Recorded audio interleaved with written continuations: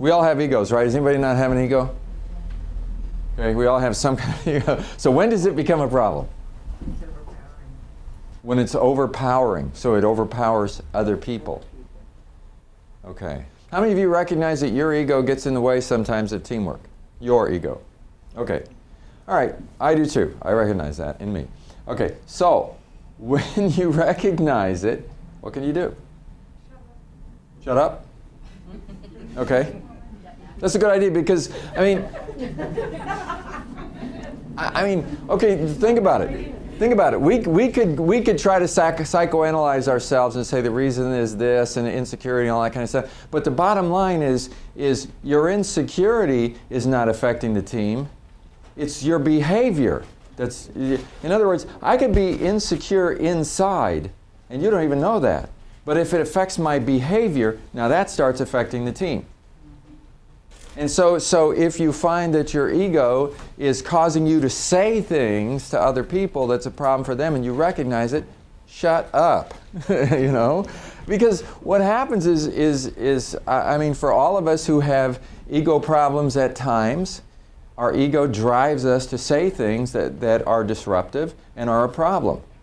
And even though maybe your intentions are good, what you're saying and how you say it in the moment is is pushing other people's buttons and it's making the thing worse. And if you can recognize that and just shut up, even though you want to say it, but you know that when you say it, it's just going to make it worse. Shut up. Some people will count to 10 or they'll go out and walk around the block and, kind of shake it off a little bit and try to get a different perspective. And what I recommend, I'm going to give you lots of sayings. I gave you one saying, forgive other people for not being you. I'll give you another one. The effectiveness of your communication is measured by the response you get from others. Okay? Now, what that basically says is that if you're not getting the response that you want from somebody else, how can you tell if you're communicating well? The way you can tell is you're getting the response you wanted from somebody else. If they're getting irritated with you and they're getting defensive and all this kind of stuff, you got to ask yourself, say, what is it that I'm saying that's pushing their buttons that's causing them to feel that they need to act this way? Now, that's what I do because I know I can't change you. But I might be able to change how you respond to me by treating you differently, by behaving differently with you. If I see that being very direct with you causes you to get defensive and then I don't like your defensiveness, then maybe I need to quit being so direct. And I need to maybe handle it a little bit differently. But with everybody, we're all different. So we have to kind of learn. If you're working with somebody every day, you're going to find out what works and what doesn't work. What gets the response that you want? If you're trying to get the person to listen to you, and every time you try to get them to listen to you, they do all the talking, they won't say, okay, so how can I get them to listen? And you try. And sometimes your ego gets in the way. If you have an agenda, and you want to tell them off, and if you can recognize that telling them off right now is not going to help anything, then shut up. Yeah. What else could you do? Those of you who find yourself in ego situations, what could you do? About what the other person is saying, even though you don't. Oh, that is really good. Try to care. That is really good. You're getting into something deep now. Who's got a teenage son or daughter? Do you always care about what they're saying? No. Okay. See, I know all about this because I raised a couple of teenagers, and sometimes it's like in my agenda, I just want to straighten her out. Because what she's been doing, her behavior is really a problem and it's time for me to be a parent. I put my parenting hat, I'm going to set her straight. The only problem is the whole way I'm talking is just alienating her. It's not working. So, you got to recognize what works and what doesn't work. Why is it that we keep doing things that don't work? It's because we're in the habit of it. What's the definition of insanity? Doing the same thing over and over again with the same results, expecting something different. Yeah. If you keep doing the same thing, you're going to get the same result. Try listening. It might help. But I like what you say. It's not just listen. Care about what the person is saying. You have the choice. Now, I'm going to tell you an interesting thing. I've got a client in Seattle that I do coaching with. And the first time I did a coaching session with her, she's a manager. And she's one of these very task-oriented people. you know, and it's like, I said, do you really care about people? She says, yeah, I care about people, but I got to get the job done.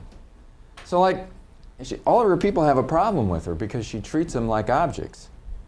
And so like she comes in the morning and it's like, yesterday you were supposed to turn in this report to me and you didn't. So the first time I see you walk in the door, I say, hey, where's that report you were supposed to give me yesterday? You know, and the person goes, wow, good morning to you too. It's like, you know, and so I'm talking to her. I said, you know, let them come in the door, say hi, how you doing, you know, can I? She says, well, what if I don't care how they're doing? And I said, but you just told me that you do care. She said, yeah, but right in that moment, what's in my mind is, I just want to know where that report is. I said, yeah, but it doesn't work. What you're doing is you're alienating your people from. So, you know, I'm having these conversations. I feel like I'm talking to a Martian or something, you know, like Mr. Spock. She's going, okay, I don't understand this small talk stuff. So even though I don't feel it, I'm supposed to say it. So I'm supposed to say, hi, how you doing? And I'm going, wait a minute, no. Oh, I had a doctor, a surgeon, I live in Atlanta, Georgia. And so Emory Emory University Hospital is there. So this doctor called me up, surgeon from Emory Hospital, and he said, I want you to coach me. And I said, what do you want me to coach you in? He said, communication. I said, okay, I do that. And I said, tell me a little bit about it. And he says, well, I don't get along with people very well. It's okay. And he said, you know, I'm a surgeon. I'm an accomplished surgeon. I've been a surgeon for 20 years. And he said, and if I make a diagnosis, that's it. And I expect, if I got a nurse and I'm working with it, that she accepts it. That's the diagnosis. I don't want to hear any argument about it.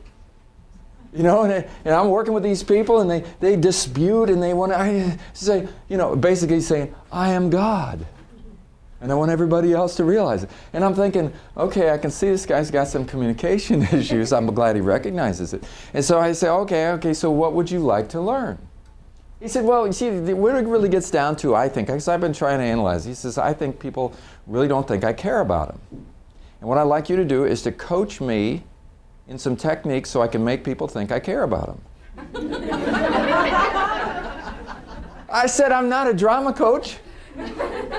I said, go to the Yellow Pages, look up drama coach. I said, if you want to coach in how to care about other people, I'll take you on.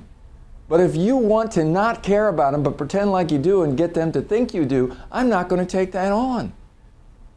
You see, because I think what you're saying, this is a genuine thing. Care about what the other person is saying. See, on the one hand, you might, if I stopped you and I said, you really don't care about this? No, but see, right at that moment, my agenda is the most important thing.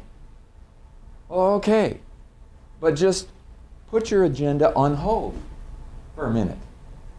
You can get back to it, but somebody else is talking to you. Recognize that. You know, put yourself in their place.